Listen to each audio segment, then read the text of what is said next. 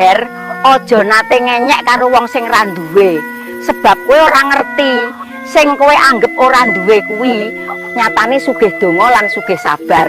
Kowe guyu mergo sandangane prasaja, omahe alit, panganane sepisan sak dina. Nanging elinga, Allahu a'alimun bima fisudur. Gusti Allah luwih ngerti isi ati saben manungsa. Wong sing ra duwe kuwi arep dicekeli urip nganggo sabar, lisane alon, atine ora ngrundel. Nalika kowe nyinyir, dheweke meneng lan mengucap hasbiyallahu wa ni'mal wakil. Kowe ora krungu nanging langit krungu. Kowe ora weruh nanging malaikat nyerat. Aja rumangsa dhuwur mung mergo bondo, jabatan lan pujian manungsa. Bondo kuwi titipan, jabatan kuwi pinjaman.